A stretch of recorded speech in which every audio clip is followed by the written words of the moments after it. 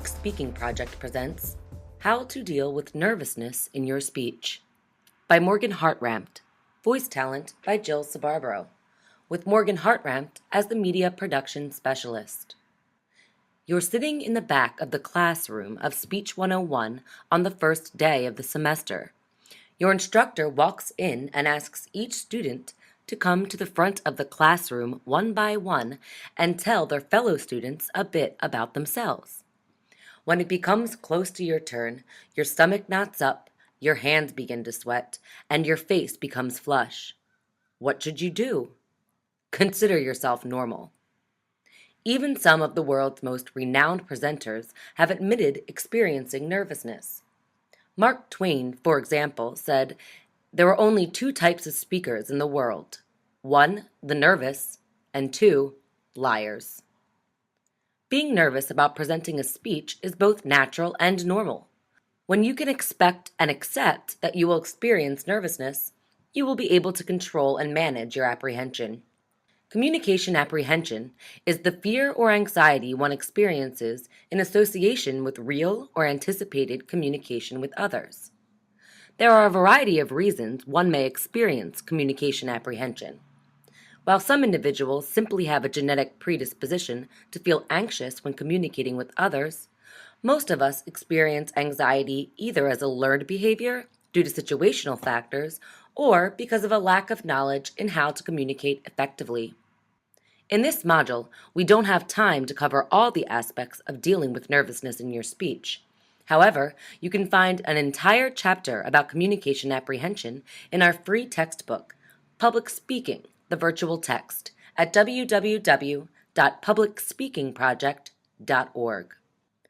The purpose of this module is to introduce you to the causes of communication apprehension and to give you some helpful hints on how to cope with this phenomenon. The first step in managing communication apprehension effectively is to understand its underlying causes. The goal here is not to eliminate nervousness completely.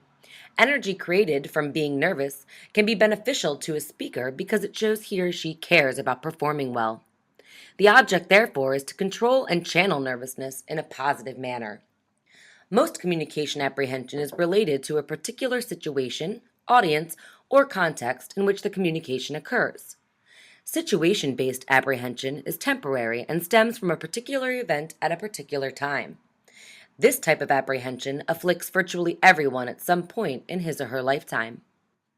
In general, we feel more anxious communicating in unfamiliar and novel situations, such as a first performance, with strangers, in situations that involve evaluation, in front of larger audiences, in more formal situations, and when others have high expectations.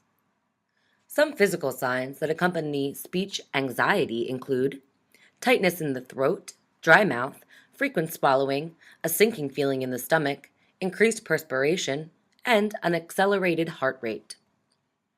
Audiences may believe a speaker has apprehension if he or she avoids eye contact, has a flushed face, uses unnatural bodily movements, paces restlessly, fidgets with objects, has an abnormally fast or slow rate of speech, a voice that breaks or quivers, uses fillers like or lacks vocal variety. There are several things you can do before your speech, during your speech, and following your speech that will help you cope with nervousness during your speech. First, we will look at ways to control nervousness before you give your speech. Tip number 1. Select a topic you are comfortable talking about. When you know what you are talking about, you will be more natural in front of an audience. If you play the guitar, a good informative speech topic would be to explain how to play the guitar. If a family member of yours has been involved in a car accident because of texting while driving, a good persuasive speech topic would be to persuade others to not text and drive. You also want to make sure your topic is important and relevant. If you doubt the importance of your topic, you will doubt yourself. When you firmly believe in what you are saying, you will genuinely want to inform or convince your listeners as well. Tip number 2. Prepare all aspects of your speech thoroughly in advance. The best psychological defense to deal with communication apprehension is being well prepared. Learn the steps necessary to plan and present a public speech. When you lack the skills to present a successful presentation, you will lack the confidence to do so as well. Your instructor and textbook will help you learn the speech principles needed to construct and deliver an effective speech. As you apply what you learn, you will feel more confident about the content, organization, and delivery of your thoughts. Allow yourself time to gather information, organize your speech, assemble note cards and visual aids, and practice. If you wait until the last minute to prepare your speech, it is likely you will be ill-prepared and lack confidence when you present your speech. Tip number 3, practice delivering and timing your speech. Ideally, this should be done over a period of a few days, not hours. You wouldn't expect an Olympic athlete to win the gold without practicing, so you shouldn't expect to give a flawless performance without practicing. You should practice your speech several times from beginning to end. If you make a mistake, keep going. Don't start over.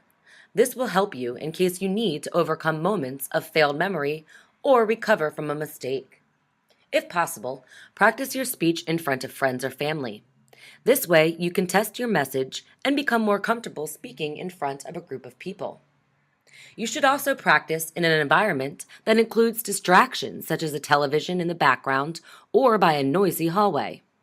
This will help you focus on what you mean to say and not what you hear.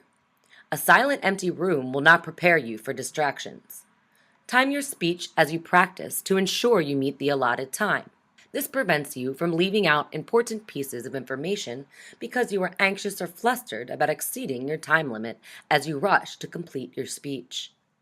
Tip number 4, familiarize yourself with the equipment and physical arrangement of the setting you will be delivering your speech in. If you plan on using technical equipment to display visual aids during your speech, practice using this equipment before your speech. If you are going to use a PowerPoint presentation, display a web page, or anything that requires the use of a computer, access those materials on the computer before class begins. The last thing you want to do is be in front of an audience wasting your time and theirs figuring out how to turn on the projector or waiting for a website to load. When you are not familiar with the equipment, you will draw attention away from your topic and allow anxiety to build up. Tip number 5, develop a positive attitude. The mind is a powerful thing and has the ability to impact things both positively and negatively. When you can restructure your thoughts to focus on positive rather than negative self-statements, your anxiety will turn into anticipation. For the first step of this process, identify your fears. You may be afraid your audience will be bored or that everyone will laugh at you. Once you have identified your fears, replace these irrational thoughts with positive ones. Looking at the fear that your audience will be bored, replace this thought with the idea that your topic interests you and it will interest your audience. If you are afraid your audience will laugh at you, think about how your classmates also know what it feels like to be nervous and that they will support your effort. This tip will help with the natural anxiety felt when communicating with others because of being evaluated. Dwelling on the negative evaluations you think you will receive will make you nervous. However, focusing on positive evaluations will make you more confident. Also, don't view a speech as a burden or something you have to do. View it as an opportunity to share your knowledge or change people's minds about a particular topic. You can also visualize yourself speaking. Imagine yourself as you walk confidently to the podium and present a flawless performance. When you visualize yourself as successful, you will be.